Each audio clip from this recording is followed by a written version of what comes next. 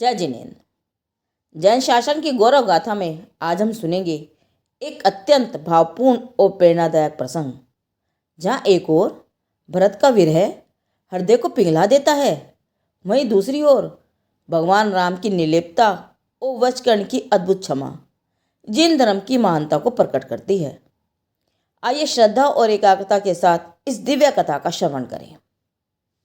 इधर माता कैकेयी यह सोचकर परेशान थी कि राम ने यह कैसा निर्णय लिया। मैंने भरत को वनगमन से रोकने का प्रयास किया था, परंतु राम, लक्ष्मण और सीता का वनगमन तो नहीं चाहा था। धिक्कार है मेरी स्वार्थ बुद्धि को, जिसके कारण मैं धर्मात्मा राम और लक्ष्मण और सीता से दूर हो गई। एक क्षण की राग की तीव्रता से हम धर्मायतन और धर्मी जीवों से दूर हो जाते हैं। सारे पुण्य क्षीण हो जाते हैं। विशुद्धि, दया, कोमलता नष्ट होकर परिणाम कठोर और कुटिल हो जाते हैं। अरे, मुझे तो इसी क्षण किसी भी कीमत पर राम, लक्ष्मण और सीता को वापस लाना है। इधर भरत, जिनका मन राज्य संभालने में नहीं लग रहा था, विचार मगन है। अरे, धर्मी जीवों के बिना तो मेरा जीवन ही सूना हो गया है। यह राजमहल, अयोध्या नगरी सूनी हो गई। निर्जीव की तरह माताएं व्यवहार कर रही हैं, मानो किसी के अंदर आत्मा ही ना बची हो। पूरी अयोध्या प्राण रहित हो गई है। मुझे किसी भी कीमत पर अपने सर्वस्व समर्पण सहित दोनों भाइयों और भाभी जी को वापस लाना ही होगा।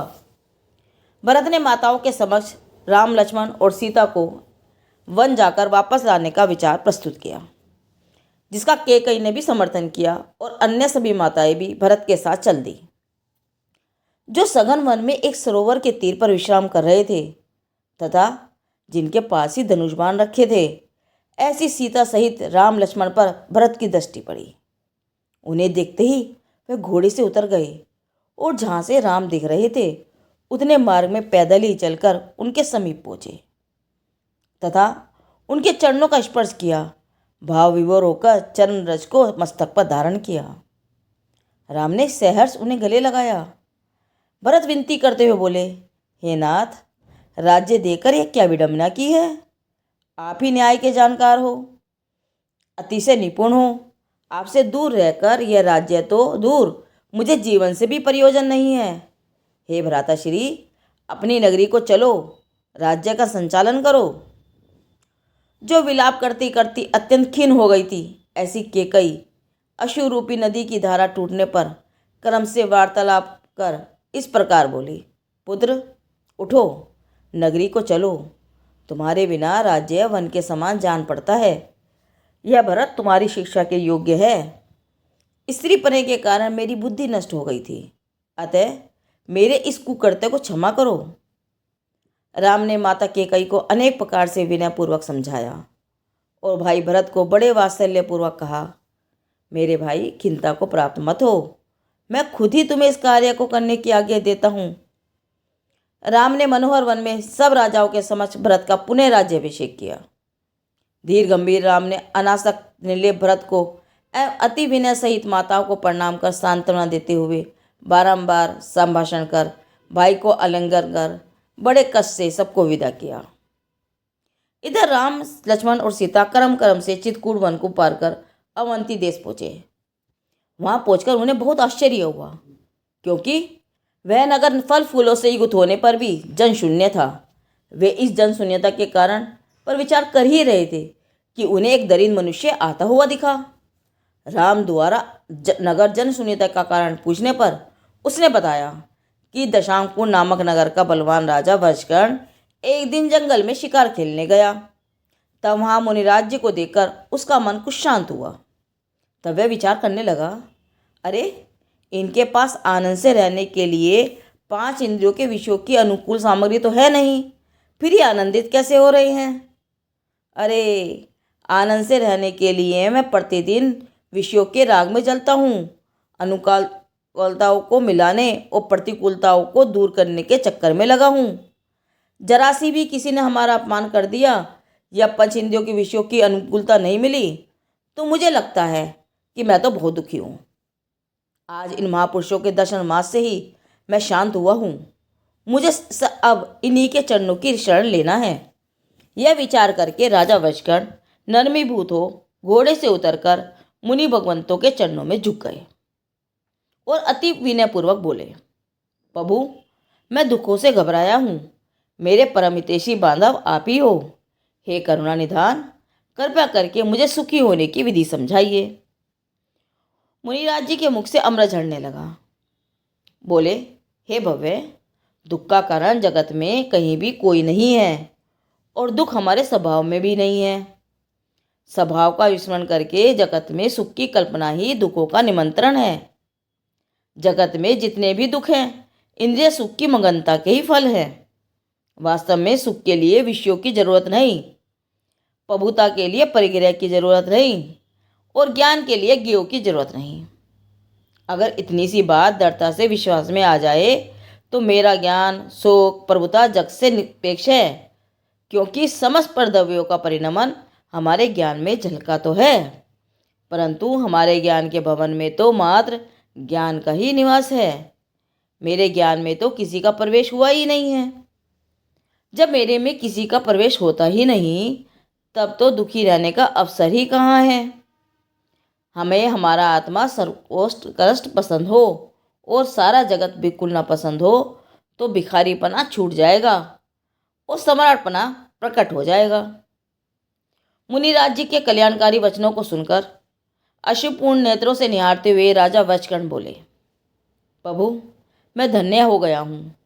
जगत से भयभीत होकर आपकी शरण में आया और आपने मुझे अपना निर्भय स्वरूप दिखाकर सदा के लिए निर्भय बना दिया। अहो वितरागी संत, आपके दर्शन मात्र से ज्ञान आनंद जैसी दो अमूल्य निधियां पाकर मैं धन्य हो गया। मानो आपने मुझे साक्षात मुक्ति ही दे दी। प्रभु, आज मैं शपथ लेता हूँ कि कैसी भी आपत्ति, विपत्ति, संपत्ति में भी जिनेन्द्र देव, जिनवाणी और जिन गुरु के अलावा अन्य किसी को नमस्कार नहीं करूँगा। और इस प्रकार उसने उन मुनिराज के समक्ष प्रतिज्ञा ग्रहण की और श्रावक के व्रत लिए। सो उचित ही है, क्योंकि निर्गम दिगंबर मुनिराज के समक्ष जब जन्मजात वैर भाव वाले मांसाहारी पशु भी अपनी क्रूरता छोड़ देते हैं तो मानव का तो कहना ही क्या। इस प्रकार राजा नियम ग्रहण कर मुनिराज से दूर नहीं जाना चाहते थे, फिर भी उनके वियोग में दुखी मन से घर आ गए। राजा निरंतर उस क्षण का स्मरण और चर्चा करके रोमांचित होते थे। इधर सिंहोदर राजा को वशकर्ण राजा की प्रतिज्ञा का पता चला। मानी अभिमानी सिंहोदर ने सोचा, वशकर्ण से नमस्कार कराना चाहिए। वशकर्ण ने मुनि सुरवतनाथ भगवान की प्रतिमा बनाकर अंगूठी में जड़वाई और उसी को आगे कर उसने सिंहोदर को नमस्कार किया। सिंहोदर उस समय यह सोचकर संतुष्ट हुआ कि इसने मुझे नमस्कार किया है। एक दिन यह युक्ति किसी व्यक्ति ने सिंहोदर राजा को बता दी। तब उन्होंने क्रोधित होकर राजा वशकर्ण को मारने का निश्चय किया। उन्होंने राजा वशकर्ण को मिलने के बहाने बुलाया। सिंहोदर की कुटिलता से अनभिज्ञ वशकर्ण जब राजा से मिलने के लिए जा रहे थे तो रास्ते में विद्युदंग नामक एक व्यक्ति ने राजा वशकर्ण को सचेत करते हुए कहा कि हे राजन, आप यहीं से वापस लौट जाओ। राजा सिंहोदर को आपकी अंगूठी में बनी प्रतिमा की बात पता चल गई है। वह आप पर क्रोधित है और मारने का निश्चय कर चुका है। तब वशकर्ण ने पूछा, तुम्हें यह बात कैसे पता चली? तब उस व्यक्ति ने अपनी कहानी सुनाते हुए कहा कि मैं उज्जैनी की एक वेश्या पर आसक्त था। एक दिन वह रानी के कुंडल देखकर उन पर मोहित हो गई और उन्हें पहनने की इच्छा उसने मेरे सामने रखी। उसी रात मैं रानी के कुंडल चुराने के लिए महल में चला गया। राजा को नींद नहीं आ रही थी। तब राजा ने रानी से कहा, आप सो जाइए। तब राजा ने कहा, वशकर्ण ने मेरे साथ धोखा किया है, मैं उसे मारकर ही चैन की नींद सोऊंगा। इस प्रकार आपबीती सुनाकर वह व्यक्ति बोला, आप धर्मात्मा हैं, न्यायवान हैं, दयावान हैं। आपने हिंसा आदि कार्यों को छोड़कर श्रावक के व्रत लिए हैं। यह जानकर मुझे बहुत प्रसन्नता हुई, इसलिए मैं चोरी करने का विचार त्याग कर आपको सावधान करने के लिए चला आया। मान एवं क्रोध से जला सिंहोदर सेना सहित शीघ्रता से आपकी तरफ आते हुए देखकर राजा वशकर्ण को विद्युदंग की बात का विश्वास हो गया। वह विद्युदंग सहित अपने महल में जाकर छिप गए। युद्ध में व्यर्थ की जनहानि न हो, इस भावना को से वशकर्ण ने दूत के द्वारा सिंहोदर के पास संदेश भेजा कि आप मेरा सब कुछ ले लें, सिर्फ मुझे अपने परिवार के साथ धर्म आराधना के लिए छोड़ दीजिए। लेकिन सिंहोदर नहीं माना। उसने इस देश को आग लगाकर वीरान कर दिया। हम लोग भी भाग गए। आज मेरी पत्नी ने मुझे उजड़े हुए घरों से सामान लाने के लिए भेजा है। यह सुनकर उस दरिद्र पति की दरिद्रता को दूर करने के लिए राम ने अपना रतन जड़ित हार का सोने का हार उसे दे दिया, जिसे बेचकर उस दरिद्र की दरिद्रता दूर हुई। इसके पश्चात राम और सीता को चंद्रप्रभु जिनालय में छोड़कर लक्ष्मण राजा वशकर्ण के दुर्ग के समीप भोजन की व्यवस्था के लिए गए। अजनबी होने से अनुचरों ने उन्हें अंदर प्रवेश नहीं करने दिया। जब राजा वशकर्ण को यह ज्ञात हुआ कि कोई अपरिचित व्यक्ति भोजन के लिए बाहर आया है, लेकिन अनुचरों ने उन्हें अंदर आने नहीं दिया है, तब उन्होंने अजनबी को आदर सहित अंदर बुलवाया और भोजन करने को कहा। किंतु लक्ष्मण ने कहा, मेरे भाई भाभी चंद्रप्रभु चैत्यालय में हैं, मैं वहीं ले जाकर भोजन ग्रहण करूंगा। यह सुनकर राजा वशकर्ण ने अपने अनुचरों के साथ यत्नाचार विवेकपूर्वक तैयार कराया हुआ भोजन चैत्यालय में भिजवाया। लक्ष्मण ने जब वशकर्ण के द्वारा दी गई आवत की सूचना राम सीता को दी, तो राम ने लक्ष्मण से कहा, वशकर्ण ने हमें जाने पहचाने बिना साधर्मी समझ संकट के समय हमारा इतना सम्मान किया है कि जैसे कोई दामाद का करता है, अतः हमें भी उनकी सहायता करनी चाहिए। देवता भी धर्मी जीवों की रक्षा कर अपने को धन्य मानते हैं। लक्ष्मण, तुम बलवान हो, समर्थ हो, सब कार्य में निपुण हो, अतः तुम जाओ और जैसे उचित समझो वैसे वशकर्ण को सिंहोदर से मुक्ति दिलाओ। राम की आज्ञा अनुसार लक्ष्मण भरत के दूत बनकर सिंहोदर के पास आए और बोले, बिना प्रयोजन बैर से क्या लाभ है?